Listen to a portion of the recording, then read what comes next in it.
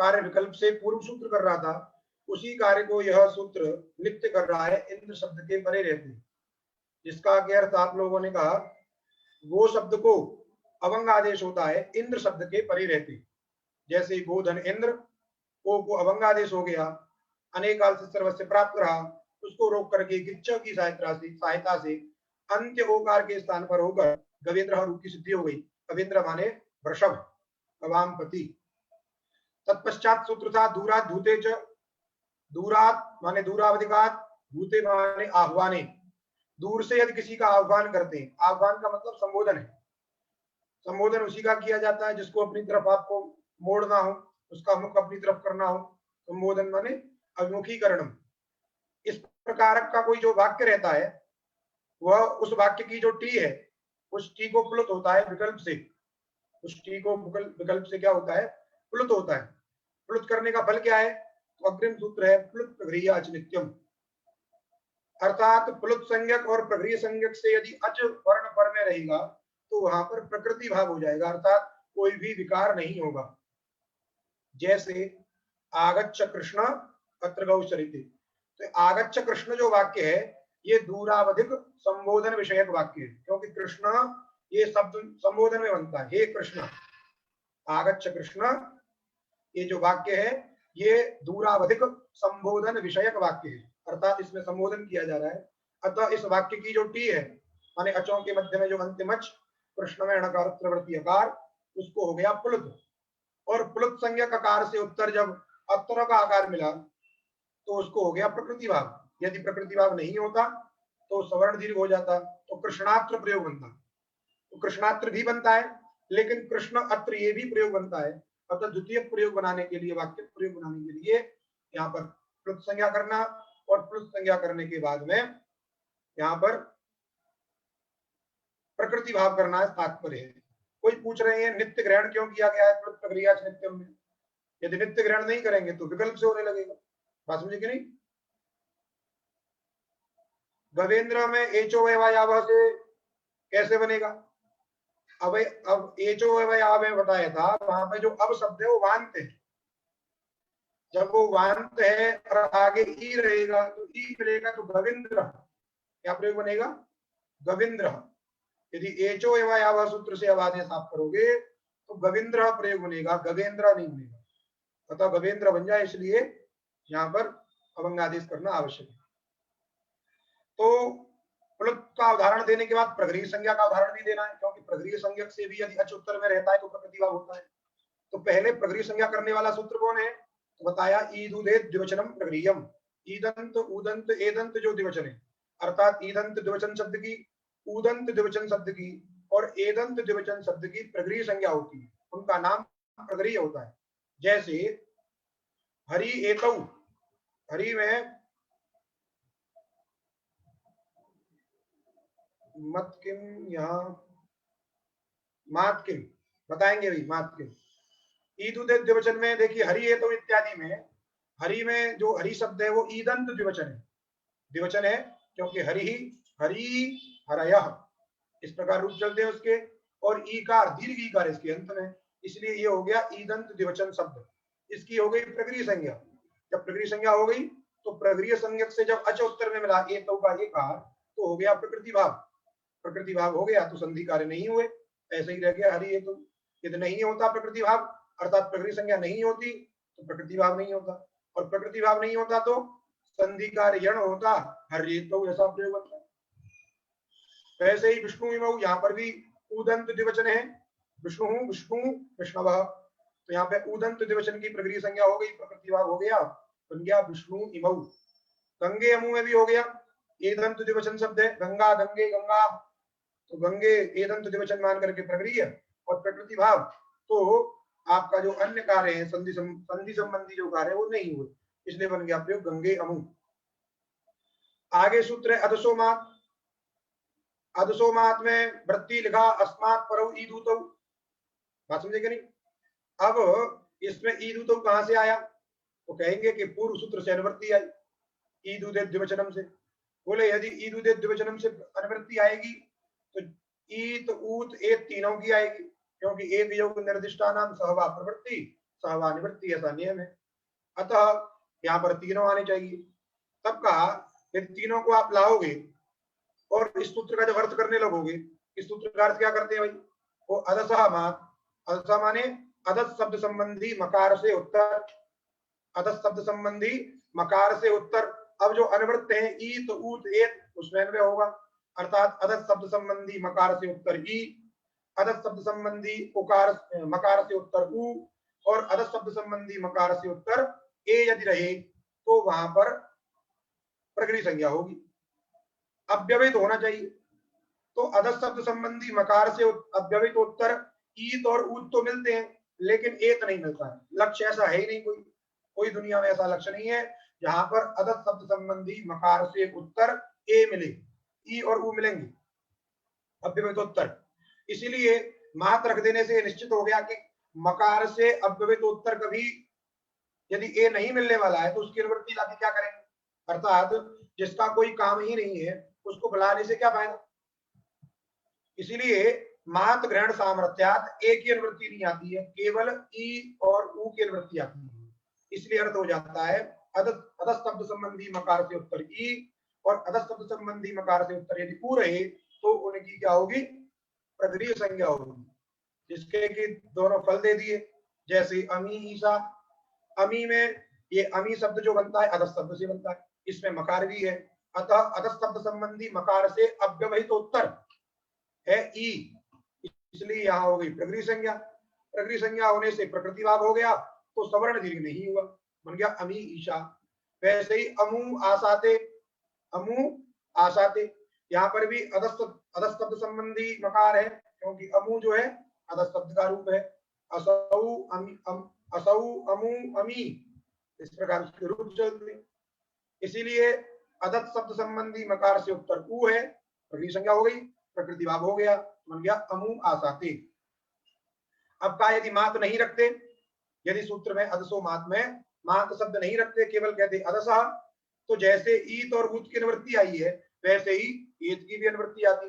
उस समय सूत्र का अर्थ क्या होता, उस समय सूत्र का अर्थ होता अदस शब्द से उत्तर ईकार की, ऊकार की और एकार की प्रकृति संज्ञा होती है, ऐसा सामान्य अर्थ होता।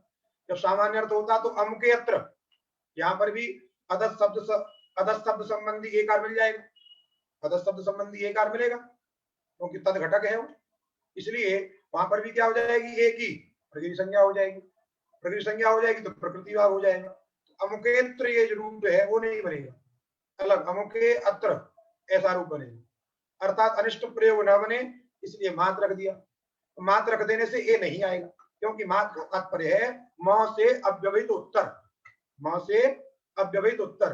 अब जो जो म से अव्यवहित उत्तर मिलेगा उसका यहाँ पर ग्रहण होगा, और जो अव्यवहित उत्तर नहीं मिलेगा उसका ग्रहण नहीं होगा। तो ई और उ ये दोनों तो अव्यवहित मिलते हैं, लेकिन ए जो है अव्यवहित नहीं मिलता है, इसलिए मात रख देने से ए की अनुवृत्ति नहीं आती है। जैसे आप अमी कैसे सिद्ध होगा, ये हम लोग हलंत पुल्लिंग में पढ़ेंगे। अभी आप अच संधि पढ़ रहे हो तो प्रश्न आपका हलंत पुल्लिंग का है, तो हम वहीं पढ़ेंगे इसको। इसलिए बन गया मात किम अमुकेत्र, वहां पे पूर्व रूप हो गया तो बन गया अमुकेत्र। हम दृष्टांत वहां दे रहे थे, मात रख देने से एत की अनुवृत्ति क्यों नहीं आई। जैसे कभी कभी क्या होता है, कुछ दवाइयां होती हैं, कुछ दवाई रख दो तो तब जो पशु पक्षी या छोटे मोटे जीव है वो नहीं आते। जैसे आप उदाहरण देखते हो कि एक लक्ष्मण रेखा आती है, उसको लगा देते हैं तो चींटियां नहीं आती। तो चींटी लाइन बना के चलती है, लेकिन बीच में आपने पानी डाल दिया तो चींटी लौट जाती है। तो वैसे ही है, लाइन बना के जो आ रहे थे ईद ऊद एद, वहां पे मात रूपी पानी डाल दिया, तो जो जो पानी में से निकल सकता है, तैर सकता है, वो तो निकल जाता है। अब आदमी के किसी मनुष्य के आगे आप एक लोटा पानी डाल दोगे तो उसको कोई दिक्कत होगी, वो उसको पलाग के निकल जाएगा। अब चींटी के आगे डाल दोगे तो ऐसे ही है, उसका बाधक यदि आ गया तो उसकी निवृत्ति होगी। इसलिए मात रख देने से एक नहीं आया, मात रख देने से एक कार की निवृत्ति नहीं हुई, तो बन गया अमुकेत्र। ये तो हुआ भी पुराना पाठ। अव्यवहित शब्द का अर्थ होता है व्यवधान रहित, बीच में किसी भी वर्ण का न होना। जैसे हम लोगों ने इकोयणसी में पढ़ा था, अजब व्यवहित पूर्वत्व विशिष्टस्य इक स्थाने संहितायाम विषय, तो अच से ठीक पूर्व अर्थात अच और इक के बीच में कोई भी किसी भी वर्ण का व्यवधान नहीं होना चाहिए। वैसे ही अधस शब्द संबंधी मकार और उससे उत्तर जो ई उ ए, यदि ये दोनों अव्यवहित हैं तब तो बात सही है, यदि अव्यवहित नहीं है तो बात गड़बड़ है। जैसे अमुकेत्र में मां तो मिलता है लेकिन मां से ठीक उत्तर में ए नहीं मिलता है, उसमें क का व्यवधान रहता है, उ का व्यवधान रहता है, इसलिए अव्यवहित का मतलब यही है। अब आइए आज के पाठ में। आज का पाठ है चादयो असत्वे, चादयो असत्वे, असत्वे चादयः, असत्वे चादयः निपाता स्यु। असत्व अर्थ में वर्तमान, असत्व अर्थ में वर्तमान जो चादी है उनकी निपात संज्ञा होती है। कोई पूछ रहा है गवि का संधि विच्छेद क्या करें? अब गवि में कोई संधि है ही नहीं, वहां गो शब्द से ये विभक्ति आती है, सप्तमी एक वचन में गो ई, और वहां पर गो को अवादेश हो जाता है गवि। बात समझ गए? तो असत्ववाची जो चादी है, चादी भी एक गण है, जैसे पीछे वादी गण आया था, है सकंदवादी गण आया था, वैसे ही ये क्या है, एक चादी गण है। कहाँ मिलेगा ये? तो आप अव्यय प्रकरण को जब आगे पढ़ेंगे तो उसमें आएगा, वहां पे च वाह, तो च से शुरू होता है और अंतिम तक लिखा जाता है आकृति गणोयम, अभी आगे आगे आएगा। तो जहां जहां जो चीज आएगी हम उसका स्मरण लाते रहेंगे। तो ये चादी है, उसमें एक एक वर्ण है, अच है और इत्यादि। आप समझेगा नहीं? अभी किताब खोल के मत देखिए, मिलेगा आगे आपको। इसलिए असत्व अर्थे, असत्व अर्थ में वर्तमान जो चादी। अब असत्व अर्थ किसे कहते हैं? तो असत्व में न सत्व, असत्व जो सत्व नहीं है उसको असत्व कहते हैं। अब पूछेंगे आप सत्व किसे कहते हैं? तो सत्व माने द्रव्य, सत्व माने द्रव्य। आप फिर कहोगे द्रव्य किसे कहते हैं? यही बात है कि मघवा बोल बेड़ौजा टीका। किसी ने पूछा कि गुरुजी मघवा शब्द का अर्थ क्या है? बोले बेड़ौजा। बोले बेड़ौजा शब्द का अर्थ क्या है? बोले फिर व्याख्या करनी पड़ेगी। तो माने सत्व माने द्रव्य, और द्रव्य माने, तो द्रव्य शब्द की व्याख्या कर रहे हैं। देखिए जो शब्द होता है, जैसे राम शब्द है, कृष्ण शब्द, कोई भी शब्द है, उन शब्दों में क्या होता है, एक उनकी आनपूर्वी रहती है, आनपूर्वी उनका अर्थ होता है। एक उसमें स्वार्थ, उस शब्द का कोई एक विशेष अर्थ होता है। जैसे राम शब्द है, उस राम शब्द का अर्थ क्या है? दशरथ का बेटा। बात समझे कि नहीं? तो ये उसका स्वार्थ है। उसके अंदर एक लिंग रहता है, किस लिंग में प्रयोग करेंगे? पुल्लिंग में करेंगे, स्त्रीलिंग में करेंगे, नपुंसक लिंग में करेंगे। तो पुंस तो उसके अंदर क्या रहता है? लिंग रहता है शब्द के अंदर। वैसे वैसे ही अन्य भी रहते हैं, उनको स्वार्थ, द्रव्य, लिंग, संख्या, कारक। द्रव्य से तात्पर्य है व्यक्ति, द्रव्य से क्या तात्पर्य है? व्यक्ति। व्यक्ति माने शब्द, आनपूर्वी जिसको हम कह रहे हैं। और उसके अंदर उसका एक अर्थ हुआ, उसके अंदर एक लिंग रखा, उसके अंदर एक संख्या होती है, एक राम है कि दो राम है। उसके अंदर कारकत्व भी होता है, ये करता है, कर्म है, करण है। जैसे राम गच्छति आपने प्रयोग किया तो आप कहते हो राम करता है, और रामम पश्यति देवदत्त ऐसा वाक्य प्रयोग करते हो तो आप कहते हो कि ये राम कर्म है। तो एक ही राम कभी कर्म है कभी करता है। जब राम प्रयोग करते हो आप कहते हो दो राम, राम प्रयोग करते हो बहुत सारे राम। उसके अंदर संख्या भी रहती है। वैसे उसके अंदर क्या रहता है? लिंग भी रहता है। राम शब्द क्या है? पुल्लिंग में प्रयुक्त होता है। अब आप कहोगे कि राम शब्द के स्त्रीलिंग के रूप सुनाइए, क्या कहोगे आप? राम शब्द के स्त्रीलिंग के रूप सुनाइए। तो कोई कैसे सुनाएगा? उसके अंदर स्त्रीलिंग रहता ही नहीं।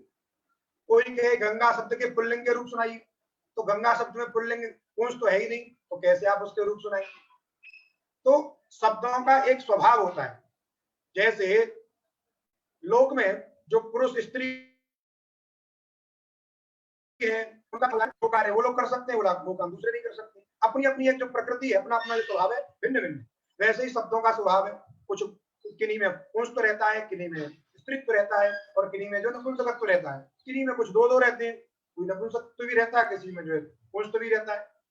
तो वो उनका स्वभाव है। तो हमारा कहने का मतलब क्या है? शब्दों में लिंग की प्रतीति होती है, संख्या की प्रतीति होती है, और कारक की प्रतीति होती है शब्दों में। बात समझे कि नहीं? दो चीज जो है, अर्थ और जो शब्द है माने व्यक्ति है, आनपूर्वी है, वो तो सब में रहती है। ऐसा कौन सा शब्द है जिसकी आनपूर्वी नहीं है, जिसमें वर्ण नहीं है? ऐसा कोई शब्द ही नहीं हो सकता है। और ऐसा कोई शब्द नहीं जिसका कोई अर्थ ना हो। बात समझे कि नहीं? दुनिया में कोई ऐसा शब्द नहीं है जिसका अर्थ नहीं है, क्योंकि प्रत्येक शब्द का अर्थ है और प्रत्येक अर्थ के लिए शब्द है। सर्वम शब्देन भाषते अन्वितमेव ज्ञानम सर्वम शब्देन भाषते न सोचती प्रत्ययो लोके यह शब्दानुगमाद्रते न सोचती प्रत्ययो लोके यह शब्दानुगमाद्रते। समझे कि नहीं? अन्वितमेव ज्ञानम सर्वम शब्देन भाषते। दुनिया में कोई ऐसा ज्ञान नहीं है जो शब्द से घटित नहीं हो। आप कुछ भी बोलोगे तो शब्द प्रयोग करोगे कि नहीं करोगे? बिना शब्द प्रयोग किए कुछ बोल ही नहीं सकते, आप किसी भी अर्थ का प्रतिपादन नहीं कर सकते हो। अब आप कहोगे कि हम तो पावर पॉइंट प्रेजेंटेशन दिखा देंगे, उसमें शब्द बोलना नहीं पड़ता है। भले ही मत बोलो, दिखाना तो पड़ रहा है। दिखाने से क्या हो रहा है? अंदर उसके शब्द का स्मरण होता है। आप जो लिपि पढ़ते हो, पुस्तक में जो लिपि लिखी है, उस लिपि को लिखने से होता क्या है? आपके अंदर एक उच्चारण होता है, सूक्ष्म उच्चारण। क्या होता है वो? हम जो बोल रहे हैं तेज, वो थोड़ा स्थूल उच्चारण होता है। कभी कभी मन में जप करते हैं आप, ओम नमः शिवाय ओम नमः शिवाय जप कर रहे हैं आप मन में, तो वहां पे क्या होता है? सूक्ष्म उच्चारण होता है, अर्थात शब्द रहता है। बिना शब्द के कोई भी अर्थ आपको भाषित ही नहीं होगा।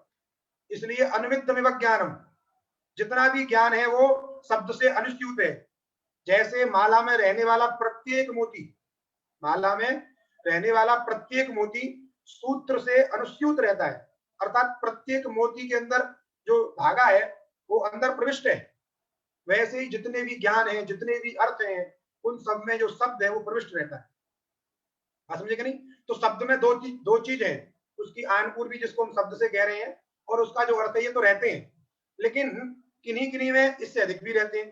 कहीं पे पुंस्त भी रहता है, कहीं पे स्त्रीत्व भी रहता है, कहीं पे संख्या भी रहती है, कहीं पे कारक भी रहता है, कहीं पे केवल दो ही रहते हैं, कहीं पर कहीं केवल दो भी रहते हैं। तो जिनमें दो के साथ साथ अर्थात लिंग संख्या कारक ये भी रहते हैं, जिन शब्दों में लिंग संख्या कारक की प्रतीति होती है, इसके अंदर पुंस्त्व है, इसके अंदर स्त्रीत्व है, इसके अंदर नपुंसकत्व है, इसके अंदर एकत्व द्वित्व आदि संख्या है, इसके अंदर जो है कर्ताधिकारक है, ऐसी प्रतीति जिसके अंदर होती है, उस शब्द को द्रव्य कहते हैं। उसको क्या कहते हैं? द्रव्य। लिंग संख्या कारकान्वयित्वम द्रव्यम। लिंग संख्या कारक का जो अन्वयी है, अर्थात जिसमें लिंग संख्या कारक रहते हैं, उसको कहते हैं द्रव्य। और जिसमें नहीं रहते हैं, जिसमें लिंग संख्या कारक की प्रतीति नहीं होती है, उसको बोलते हैं अद्रव्य। और जो अद्रव्य है उसी को बोलते हैं असत्व। उसी को क्या बोलते हैं? असत्व। इस प्रकार का कोई यदि चादिगण में पठित शब्द है, अर्थात लिंग संख्या कारक का बोध न कराने वाला चादी गण में पठित कोई शब्द है, तो उस शब्द की क्या होगी? निपात संज्ञा। उसका नाम क्या हो जाएगा? निपात। इसलिए कहा असत्वे माने अद्रव्ये। अद्रव्यार्था, अद्रव्य अर्थबोधका, अद्रव्य अर्थबोधका ये चादिगण पठिता शब्दा ते सर्वे निपात पद बोध्या। उनकी क्या होती है? निपात संज्ञा होती है। बात समझ में आ गई? जैसे आप अव्यय देखो, जितने भी अव्यय होते हैं, अव्ययों में किन्हीं में कारक भी रहता है। एकत्व तो संख्या नित्य इसलिए सब जगह रहती है, लेकिन वहां संख्या से तात्पर्य द्वित्वादि संख्या। लिंग संख्या में जो संख्या शब्द है उसका तात्पर्य क्या है? द्वित्वादि, 2 3 4। क्योंकि जो एकत्व संख्या है, एक संख्या जो है वो नित्य हमेशा हर जगह रहती है, जैसे ब्रह्म की तरह है वो अखंड। बात समझे कि नहीं? जब ब्रह्म रहेगा तो ब्रह्म में एकत्व संख्या की रहेगी, वो नित्य है। उसके आगे जो 2 से शुरू होती है वो सब संख्या जो है अनित्य है। बात समझे कि नहीं? अब वहां संख्या से तात्पर्य हुआ द्वित्वादि, अर्थात ऐसे शब्द हैं, अव्यय जो शब्द होते हैं, उनमें न लिंग की प्रतीति होती है, और प्राय शब्दों में संख्या द्वित्वादि संख्या की प्रतीति नहीं होती है। संख्या की द्वित्वादि की तो होती नहीं, एकत्व तो होता है। और विशेष कारक की किन्हीं किन्हीं में है, कहीं अधिकरण शक्ति प्रधान होता है, कोई होता है, लेकिन सभी कारकों की उसमें प्रतीति नहीं होती। जैसे राम शब्द में राम जो है कर्ता भी हो सकता है, कर्म भी हो सकता है, करण भी हो सकता है, कुछ भी हो सकता है, अधिकरण भी हो सकता है। वैसे जो अव्यय होते हैं उनमें सामान्यतया लिंग संख्या कारक की प्रतीति नहीं होती है, इसलिए उनको कहते हैं सदृशम त्रिशलिंगेषु। वो तीनों लिंगों में समान रहते हैं, कोई विशेषता ही नहीं है। बात समझे कि नहीं? सदृशम त्रिशलिंगेषु सर्वासु च विभक्तिषु, सभी विभक्तियों में समान रहती है। यदि उनमें संख्या विशेष होती, द्वित्वादि संख्या होती तो दो वचन आता, बहुत्व संख्या होती तो बहुवचन आता। लेकिन सर्वासु विभक्तिषु समानमेव, सभी विभक्तियों में क्या रहते हैं वो समान ही रहती है। इसलिए जो अव्यय है और उस अव्यय गण के अंदर ही एक चादी गण है, वो चादी भी अव्यय है, जो चादी है वे भी अव्यय है। तो आप कहोगे अव्यय क्यों नहीं कहा, तो सभी अव्ययों की हमको जो है निपात संज्ञा नहीं करनी। अव्यय के अवान्तर जो गण है, बात समझे कि नहीं, चादी गण, उसमें पठित शब्दों की केवल निपात संज्ञा करनी, इसलिए चादी कह रहे हैं। अद्रव्यार्थाश्चादय, अद्रव्य अर्थक, अद्रव्य रूपी अर्थ को बताने वाले, अर्थात लिंग संख्या कारक के अनन्वयी, जिनमें लिंग संख्या कारक की प्रतीति नहीं होती है, ऐसे जो चादी गण में पठित शब्द हैं उन सब की निपात संज्ञा होती है। अब आप वृत्ति देखिए, वही लिखा है अद्रव्यार्था, अद्रव्यार्थाश्चादय चादी गण पठिता निपाता स्यु, निपात संज्ञा स्यु इत्यर्थः। टिप्पणी में देखिए 7 नंबर पे, 7 नंबर पे लिखा उन्होंने सत्वम द्रव्यम, सत्वम माने द्रव्यम, तच्च, तच्च माने द्रव्यम, लिंग संख्यान्वितम, द्रव्य क्या होता है जिसमें लिंग संख्या का अन्वय होता है, जिसमें लिंग संख्या की प्रतीति होती है।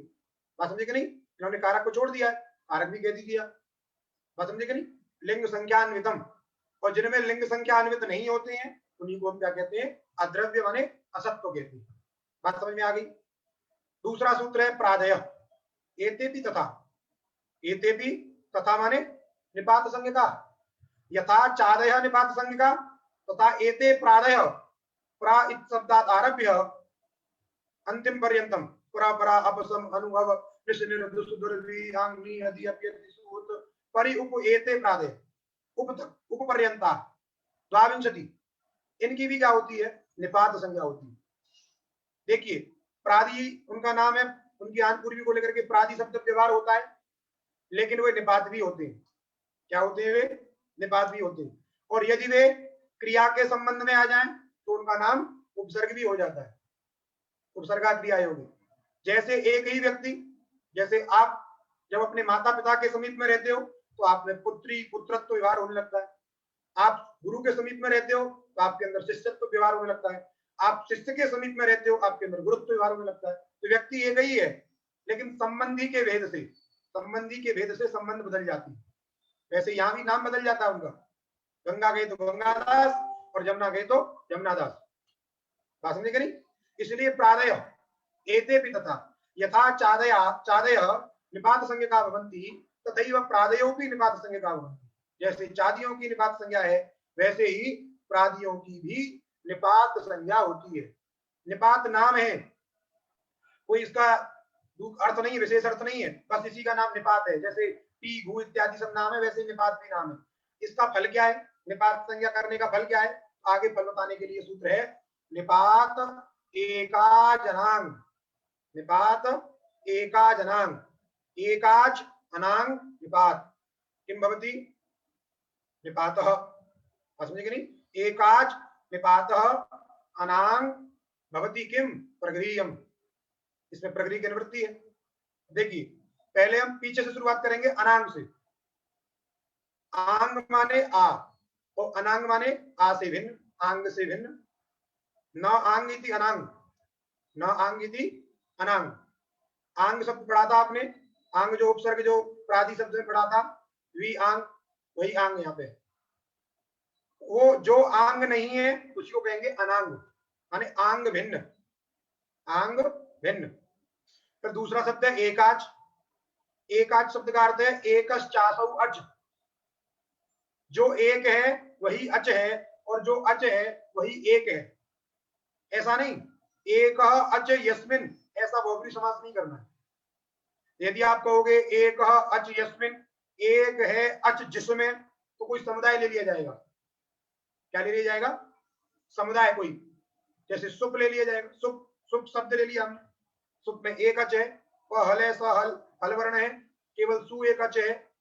वह यदि आप कहोगे एक अच यस्मिन, ऐसा समास करोगे तो सुप वर्ण ले लिया जाएगा, सुप समुदाय ले लिया जाएगा। तो जब कहोगे एक अच, अर्थात जो हो वो एक ही हो और अच ही हो, जैसे ई, अ, उ, ए, ओ, ये जो एक एक वर्ण है, एक एक अच वर्ण जो है उसको क्या कहेंगे, एक आच। जो एक है वही अच है। कर्मधारय समास करना है यहाँ पे। क्या करना है, कर्मधारय समास, बहुब्री नहीं करना है। अर्थात एक अच कैसा होना चाहिए उसको, आंग भिन्न। आंग भिन्न यदि कोई एक अच है, आंग भिन्न कोई एक अच है, और कैसा है वो, निपात संज्ञक है। कैसा है वो, निपात संज्ञक है। तो एक आच के विशेषण है सब, बात समझे कि नहीं। अनांग भी उसी का विशेषण है और निपात भी उसी का विशेषण है। निपात एक आच और अनांग एक आच। अर्थात आंग शब्द से भिन्न जो एक अच और निपात संज्ञक जो एक अच, ऐसा जो एक अच है उस एक अच की प्रगृह्य संज्ञा होती है। उस एक अच की क्या होती है, प्रगृह्य संज्ञा। जैसे देखिए उदाहरण में वृत्ति देखिए, एको अच निपातः, एकश्चासौ अचेति एकाच स एव निपातः। उसको निपात ही होना चाहिए और आंग भिन्न भी होना चाहिए। बात समझे कि नहीं। जो एकाच है उसको निपात भी होना चाहिए और आंग से भिन्न भी होना चाहिए। बात समझे कि नहीं। अभी आंग भिन्न का मतलब आगे समझ में आएगा। जैसे आंग में क्या बचता है, आ। आंग में क्या बचता है, आ। वो आ एक अच है, एक ही वर्ण है और अच भी वर्ण है, लेकिन वो अनांग नहीं हुआ, वो आंग ही है। अभी दृष्टांत आएगा। तो एक अच जो निपात है और आंग से भिन्न है, तो उस वर्ण की क्या होती है, प्रगृह्य संज्ञा। और प्रगृह्य संज्ञा करने का फल जानते ही हैं आप, पीछे पढ़ दिया है आपने, प्लुत प्रगृह्य अचनित्यम। प्लुत प्रगृह्य अचनित्यम। जब प्रगृह्य संज्ञा रहती है और उससे उत्तर में यदि कोई अच वर्ण आ जाए तो वहां पर प्रकृति भाव हो जाता है। अब देखिए दृष्टांत, जैसे लिखा है ई इंद्र, ई इंद्र। यहाँ पे जो ई शब्द है वो ई शब्द का अर्थ क्या है, विस्मय। क्या अर्थ है, विस्मय। विस्मय माने आप अचानक कोई चीज दिख गई, अरे ये है ऐसा। आप किसी को देखना चाहते हो और अचानक वो दिख जाए, आप कहते हो ना मुझे विश्वास नहीं हो रहा ना, आई कांट बिलीव। बात समझे कि नहीं, मुझे विश्वास नहीं हो रहा है बिल्कुल भी। तो आप क्या हो जाते हो, विस्मित हो जाते हो। बात समझे कि नहीं। जो चीज आपने कभी चाही थी और आपको पूरा विश्वास है कि ये मिलने वाली नहीं है, और अचानक उसको मिल जाए तो आप क्या करते हो, विस्मित हो जाते हो। ये कैसे संभव हो गया भाई। तो ही उसी विस्मय अर्थ को बता रहा है ई। और ये एक ही वर्ण है और अच वर्ण है, एक अच, एक आच। और चादिगण में पठित है ये, ध्यान देखिए। पहले पहले निपात बनाते हैं इसको। ये जो ई शब्द है, ये ई शब्द चादिगण में पठित है। इस ई शब्द में ना कोई लिंग है, ना कोई संख्या है, ना कोई कारक है। संख्या से तात्पर्य द्वित्वादि संख्या। बात समझे कि नहीं। ये ई शब्द पुल्लिंग का है, नपुंसक लिंग का है या स्त्रीलिंग का है, कोई नहीं कहेगा, कोई कुछ नहीं बोल सकता इसमें। इसलिए ये जो ई शब्द कैसा है, ये अद्रव्यवाची है। कैसा है ये, अद्रव्यवाची, असत्ववाची, और चादिगण में पठित है। चादिगण अव्यय के अंतर्गण है, उसमें च वाह यहां से शुरू होता है, अ ई उ इत्यादि पढ़े गए। इसलिए इस ई शब्द की क्या हो गई, निपात संज्ञा। क्या हो गई, निपात संज्ञा। अब सूत्र लगाइए, निपात एकाजनंग, एकश्चासौ अच निपातः आंग वर्ज। ये जो ई वर्ण है एक ही वर्ण है, अच है, एक आच है, आंग से भिन्न है और निपात संज्ञक भी है। तीनों विशेषण चले गए। एक आच है, निपात है और आंग से भिन्न है। आ नहीं है, आंग का आ नहीं है, ये ई है ये तो। इसलिए इस ई की क्या हो गई, प्रगृह्य संज्ञा। और प्रगृह्य संज्ञा करने का फल क्या हुआ, प्रकृति भाव। अतः प्रकृति भाव होने से ई इंद्र में दोनों तरफ ई रहने पर प्राप्त जो अपस्वर्ण दीर्घ है वो नहीं होगा। प्रकृति भाव माने जैसा है वैसे ही रह गया वो, यहाँ पे कोई भी विकार नहीं होगा। तो इसलिए ई इंद्र में ई और ई में परस्पर में सवर्ण दीर्घ नहीं हुआ, तो बन गया ई इंद्र। अब इस वाक्य का अर्थ क्या हुआ, तो यहाँ विस्मय कर रहा है। जैसे आप पूछो इंद्र कौन है, तो हमने कहा किसी मूर्ति को देख के बताया कि ये इंद्र है, अथवा टेलीविजन में दिखाया कि जो इंद्र आसन में बैठा है, स्वर्ग में बैठा है, ये इंद्र है। आप कहोगे हैं ये इंद्र है। इस तरीके से आप किसी को विस्मय करो तो आपको क्या होगा, उसी समय का ये वाक्य ई इंद्र, ई शब्द यहाँ पे विस्मय को बता रहा है, ये इंद्र है। बात समझे कि नहीं, मुझे विश्वास नहीं हो रहा है। इसका फलितार्थ क्या निकलता है, विस्मय हो गया माने आपको ऐसा लगता है कि विश्वास नहीं होता है कि ये हो गया, वास्तविक मैंने इंद्र को देख लिया, ऐसा आपको विश्वास नहीं होता। ई विस्मय, तो ई शब्द यहाँ पे किसको कह रहा है? विस्मय अर्थ को कह रहा है। दूसरा उदाहरण देखिए, उ उमेशा, उ में जो उ वर्ण है ये अद्रव्यवाची है, इसमें ना स्त्रीत्व की विवक्षा है ना पुंसत्व, कुछ नहीं है इसमें, इसलिए क्या ये अद्रव्य है, असत्व है और चादी गण में पठित है। इसीलिए अद्रव्यवाची चादी गण में पठित होने के कारण इसकी निपात संज्ञा हो गई और निपात एकाजनांग से इसकी प्रगृह संज्ञा हो गई। क्यों? क्योंकि ये निपात है, एकाच है और आंग से भिन्न है, इसलिए इसका नाम हो गया प्रगृह। जब प्रगृह हो गया तो प्लुत प्रगृहाचनित्यम से प्रकृति भाव, तो यहाँ पर जो है सवर्ण दीर्घ नहीं हुआ। ये ऊ शब्द का क्या अर्थ है?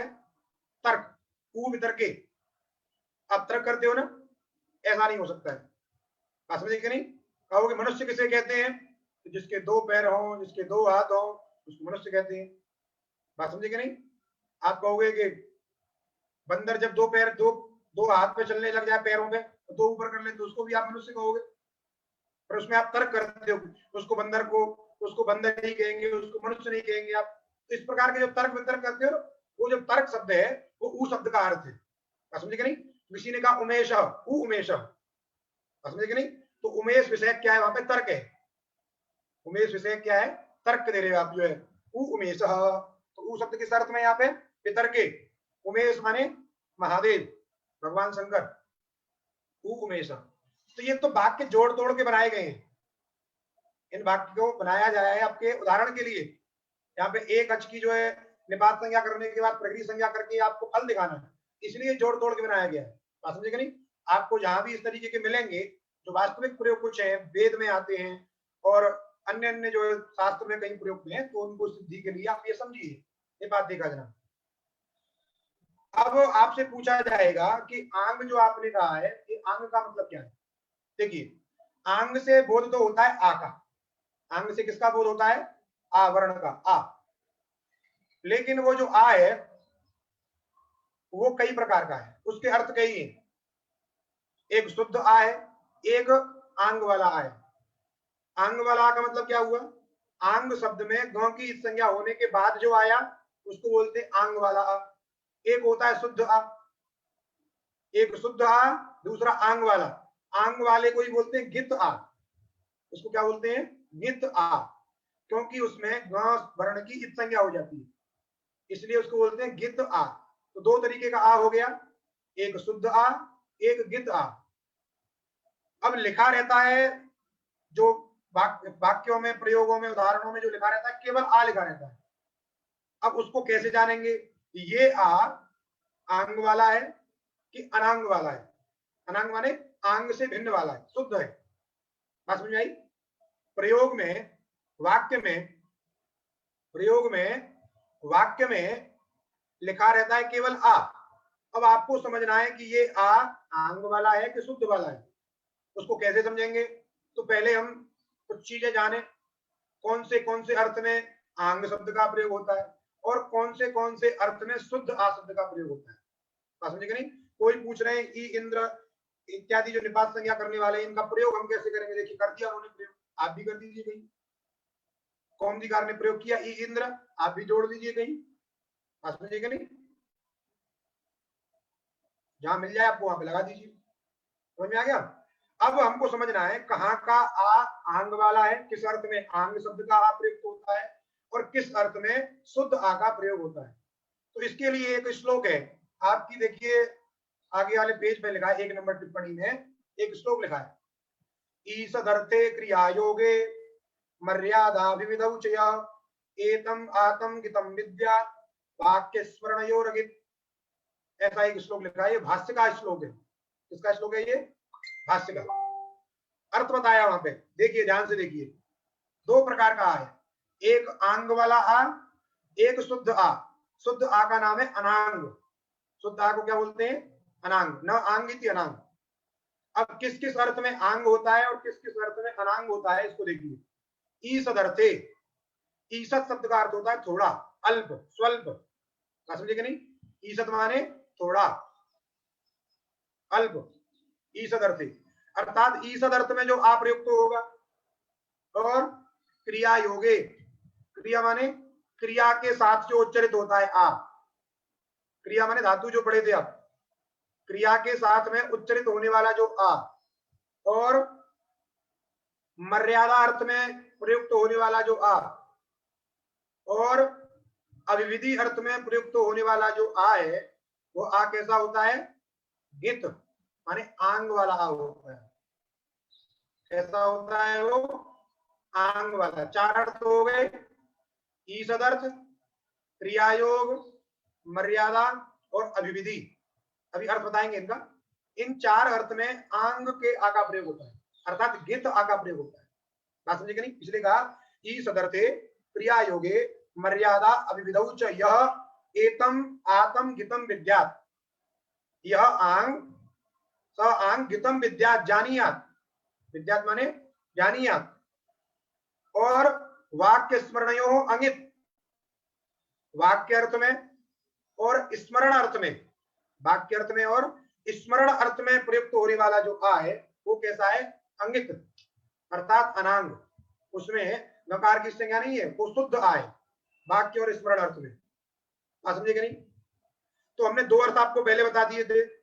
ई सदर्थ बता दिया, ई सद माने स्वल्प थोड़ा, और क्रिया माने क्रिया योग का तात्पर्य क्रिया के साथ में।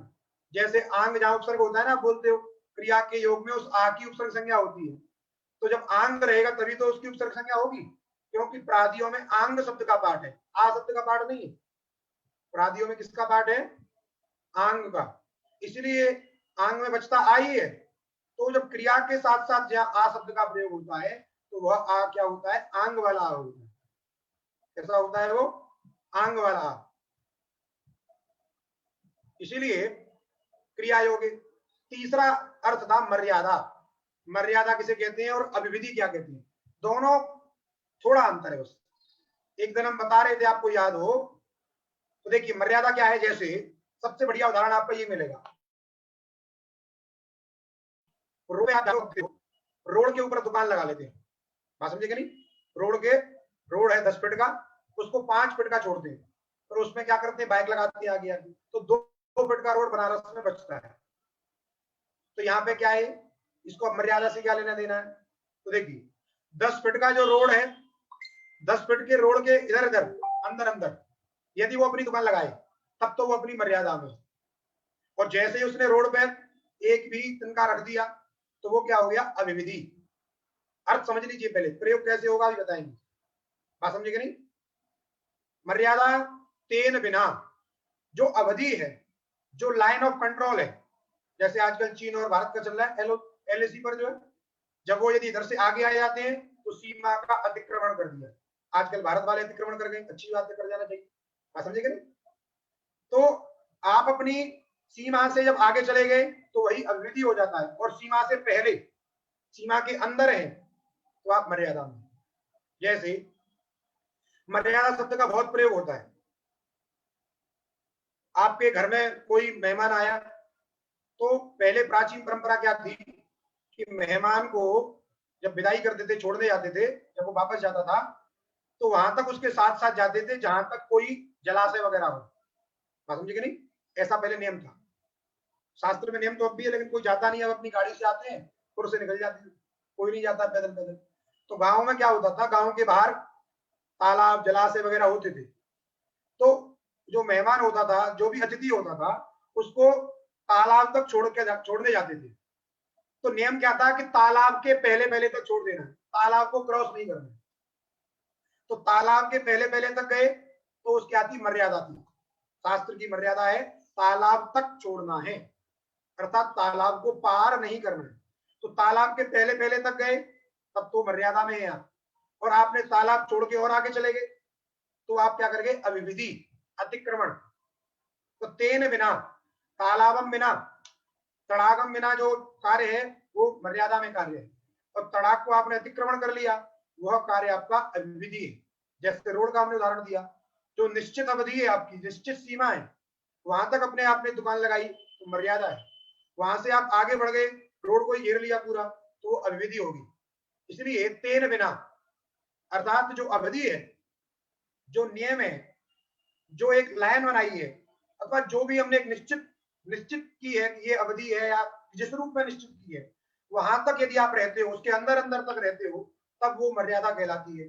और उसको जैसे ही आप पार करते हो तो क्या हो जाती है, अविविधि हो जाती है। तेन बिना मर्यादा और तेन सहितम अविविधि, तेन बिना मर्यादा और तेन सहितम अविविधि। जैसे और दृष्टांत देखिए, जैसे कहा कि ये संसार कब तक है, संसार कब तक है, जब तक कि आपकी मुक्ति, अथवा मुक्ति तो बहुत दूर की बात है, आपके लिए संसार कब तक है, हम लोगों के लिए संसार कब तक है, जब तक हम लोगों की मृत्यु नहीं हो जाती। मृत्यु से पहले पहले तक संसार रहता है। बात समझे कि नहीं, मृत्यु सत्य वस्तु है, उसको कोई झुठला नहीं सकता, सबको जाना है। बात समझे, तो मृत्यु से पहले पहले तक क्या है, संसार है। तो किसी ने शब्द प्रयोग किया आ मुक्ते संसार, आप मृत्यु ने कहकर मुक्ति ले लीजिए। बात समझे कि नहीं, मुक्ति क्योंकि हमने इसलिए प्रयोग कर रहे हैं कि वो बहुत दूर है, मृत्यु तक ही रहते हैं हम लोग, तो पुनः दूसरे रूप में आए, फिर बदल गए, इसलिए आ मुक्ते संसार। संसार कहां तक है, मुक्ति से पहले पहले तक है। तो यह आ शब्द का प्रयोग किया, आ मुक्ते, क्या किया, आ मुक्ते संसार। तो यहाँ पे जो आ शब्द का प्रयोग हुआ, ये जो आ शब्द कैसा है, ये मर्यादा में, अर्थात मुक्ति से पहले पहले संसार है, और जब मुक्ति हुई तो संसार खत्म। बात समझे कि नहीं, मुक्ति को छोड़िए, मृत्यु जब हो जाती है, आप चले गए तो क्या है, आपको उस शरीर को कुछ भी करो, आप कोई लेना देना नहीं है, आपकी दृष्टि खत्म हो गई, आप निकल लिए। बात समझे कि नहीं, इसलिए आ मुक्ते संसार में जो आ शब्द का प्रयोग हुआ, वह आ शब्द किस अर्थ में है, मर्यादा अर्थ में। और दूसरा प्रयोग देखिए, कहा आ बालम हरिभक्ति, भगवान का भजन करना चाहिए, बालकों सहित भगवान का भजन करना चाहिए। आ बालम अर्थात जो वृद्ध हैं, जो युवा हैं, उनको तो भक्ति करनी ही है, उनको तो ईश्वर का भजन करना ही करना है, लेकिन बालकों को, बच्चों को भी हरि का स्मरण करना चाहिए, भगवान की भक्ति करनी चाहिए। तो वहां प्रयोग किया आ बालम हरि भक्ति, बालकों सहित, तेन सहितम, बालकम अभिव्याप्य, बालकों को लेकर के, अर्थात भक्ति करने के लिए वहां बालकों को छोड़ना नहीं है। उस वाक्य का तात्पर्य ये नहीं कि बालकों को छोड़ दो, बालकों को छोड़ के भक्ति करनी है, ऐसा उसका वाक्य का तात्पर्य नहीं है। अर्थात बालकों के सहित भक्ति करनी है, बालकों के सहित भक्ति करनी है, अर्थात तेन सहितम, बालकों सहित।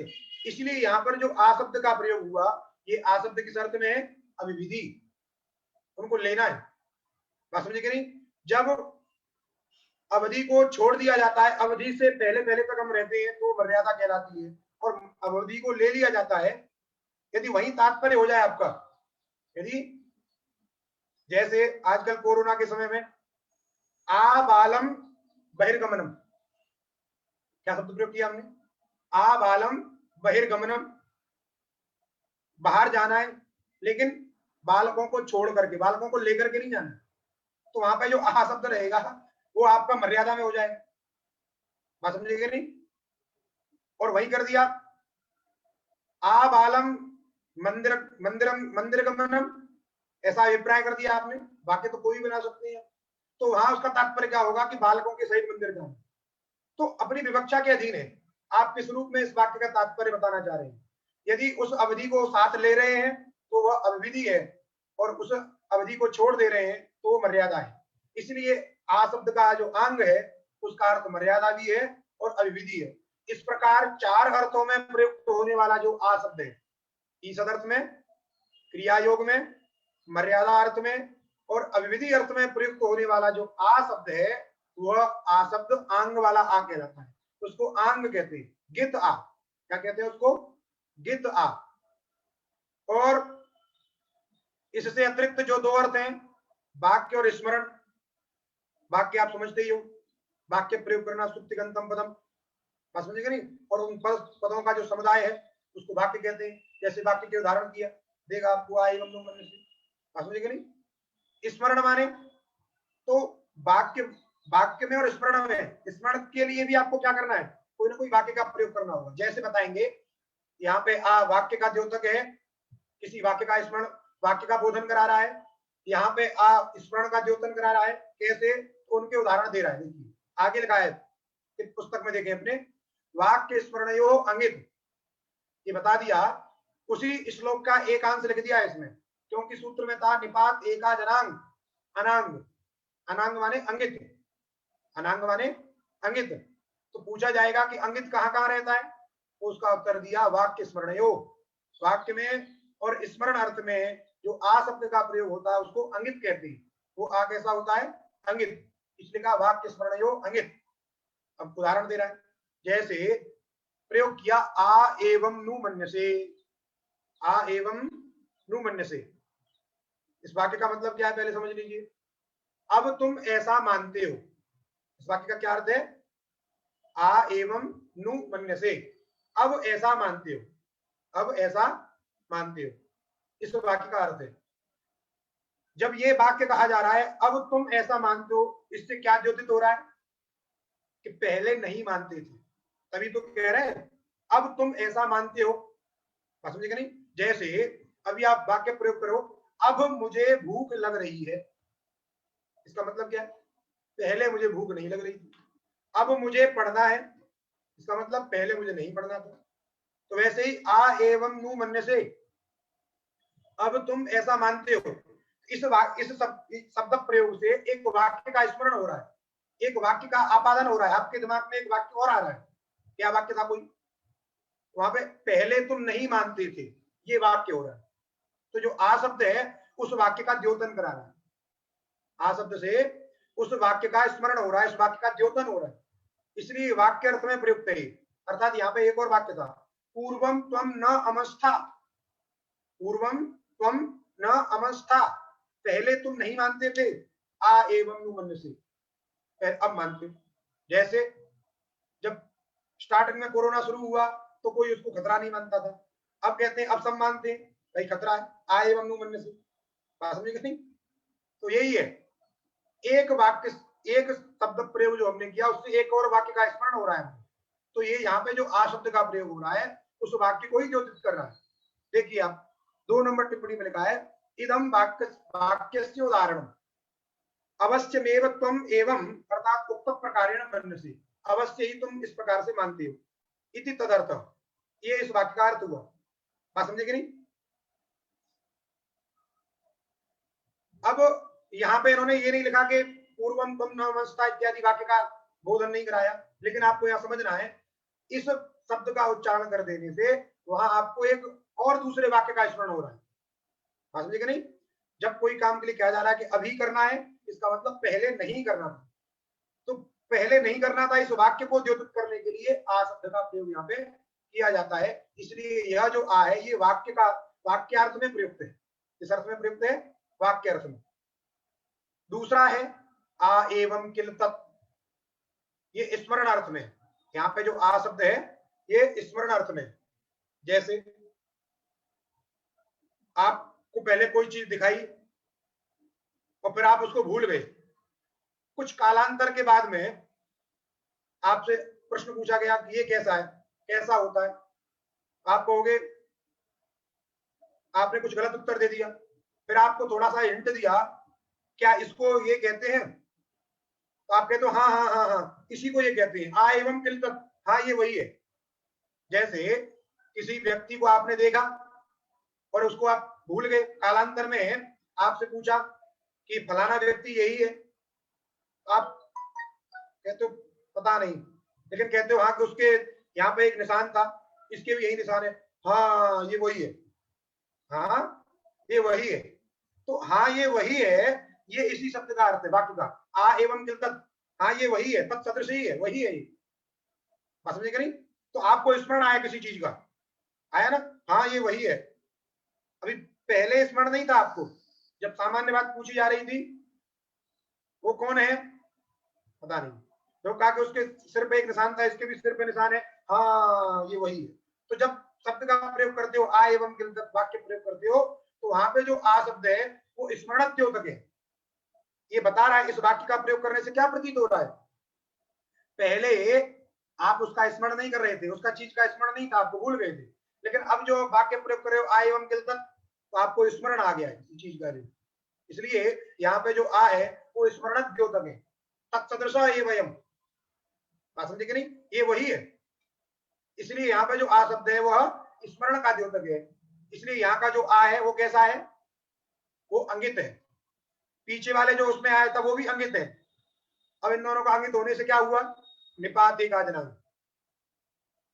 उनका उदाहरण देखिए, ये एक अच है, निपात भी है, क्योंकि चादे और सत्व से इनकी निपात संज्ञा है। बात समझे कि नहीं? प्रादय सूत्र से, नहीं सॉरी प्रादय नहीं, निपात एक जनांग सूत्र से, प्रादि में नहीं आता है। निपात चादे और सत्व से इनकी क्या है, निपात संज्ञा है। और निपात संज्ञा होने से निपात एका जनांग सूत्र से इनकी प्रगृह संज्ञा है। प्रगृह संज्ञा करने का फल क्या हुआ, प्रकृति भाव हो गया। तो आ एवं आ और ए में क्या प्राप्त था, पहले गुण प्राप्त था, उसको रोक करके वृद्धि प्राप्त थी, वो वृद्धि नहीं हुई। वैसे ही आ एवं वहां पर भी नहीं हुई, दोनों जगह। यदि ये गित होता, यदि ये आकार क्या होता, गित होता, तो इसकी प्रगृह संज्ञा नहीं होती। क्यों, अंगित की ही निपात एका जनांग आंग भिन्न, आंग भिन्न की होती है, और ये आंग होता तो इसकी जो है प्रगृह संज्ञा नहीं होती, तो प्रकृति भाव नहीं होता। बात समझे कि नहीं? इसीलिए ये जो आ है, ये कैसा आ है, अनांग का आ है। कैसा आ है ये, अनांग का, आंग भिन्न का।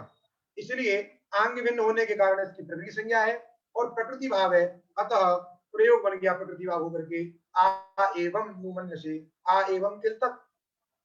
अन्यत्र, इन दो अर्थों से अतिरिक्त, वाक्य अर्थ से अतिरिक्त और स्मरण अर्थ से अतिरिक्त जहां आ शब्द का प्रयोग होता है, अर्थात जहां वाक्य अर्थ नहीं है आ का, जहां स्मरण अर्थ नहीं प्रतीत हो रहा है, तो वहां निश्चित है कि वह आ आंग वाला आ है। वो आ कैसा है, आंग वाला।